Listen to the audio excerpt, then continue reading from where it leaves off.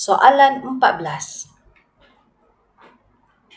Okey, murid-murid, satu zarah bergerak di sepanjang garis lurus melalui titik tetap O. Lajunya V dalam masa ms -1.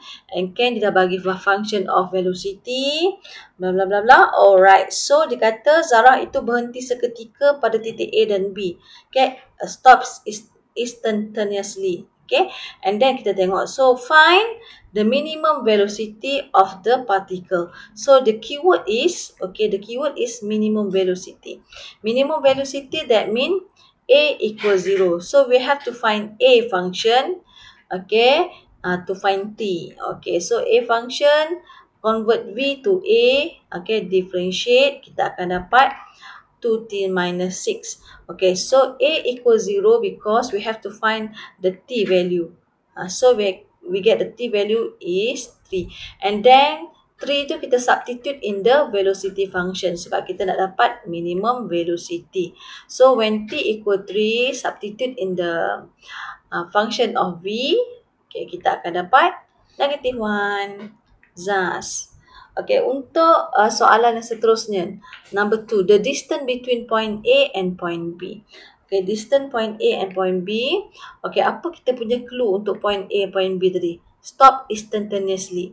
Okay, kalau stop instantaneously, that means our V equals 0. So, ambil V function kita. Seterusnya, okay, substitute the function and then factorize because we have to find the T value. So, kita akan dapat 2 value of T. Okay, kita ada 2. Satu number 2, satu number 4. So, we have to substitute this T in the S function, displacement. So, kita tak ada displacement, convert V to S. So, we have to integrate. Okay, integrate and then we have to find C. We assume that, okay, our T equals 0, S equals 0, substitute, and then we can get the value of C 0. So this is the function of displacement. So once you get the function of displacement, okay, we have to substitute the value of T. Okay, when T equal 2, alright, we can get displacement 20 over 3. And then when our T equal 4, substitute the T value, we can get displacement 16.3. But soalan nak jarak di antara titik A and titik B. Distance between A and B. So, kita kena cari the difference. Okay, the difference. So, difference adalah, okay, 4 over 3. Next. Thus, alright, seorang ahli fizik melakar satu graf laju melawan masa zarah itu untuk memahami pergerakannya dari mula hingga 7 saat pertama.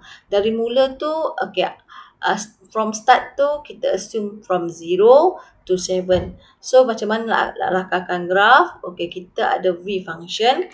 Sebenarnya this is quadratic function. Okay, our graph ada y-intercept is 8. Alright, so when V equals 0, why? Sebab cikgu nak cari, okay, kita dah bagi tahu, sorry okay, bila V equals 0, kita ada 2T tadi, T equal 2, 3 over T equal 4. So, dia kata, kita nak cari ni, bila dah bagi range untuk time, till 7, so cikgu nak cari displacement pula. Velocity when T is 7. So, cikgu substitute, kita akan dapat 15. Okay, bila selesai di sini, alright, kita tahu graf kita ni adalah bentuk minimum sebab T square kita positif. Minimum, alright, macam ni.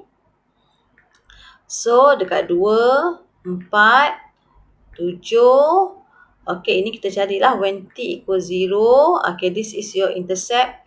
Okay, and then kita akan dapatlah 15. Okay, selesai graf kita. So, seterusnya, tentukan julat bagi T apabila laju zarah itu meningkat. Velocity of the particle is increasing. So, macam mana kita nak tahu our velocity increasing? Based on our graph. Bila graf kamu tu menaik daripada kiri ke kanan. So, dekat sini kita tahu, okay, this is our velocity increasing, kan? So, dekat mana bermula? Okay, kita cari axis of symmetry. Okay, this is our axis of symmetry when x equal 3. Tapi bila x equal 3, dia kat sini. Dia belum start lagi menaik. Okay, dia starting dulu. Macam mana cakap? Dia belum start lagi lah. Sebab dia berada di tengah-tengah. Okay, dia tak naik, dia tak turun. Okay, so daripada situ, jadi kita tahulah. Okay, daripada sini sampai atas itu adalah increasing. So, kita punya range untuk T kita daripada 3 ke 7. Tapi 3 ni tidak termasuk lah. Okay, 3 tidak termasuk. Jadi, ini kita punya range of T. 3 less than T less than or equal 7.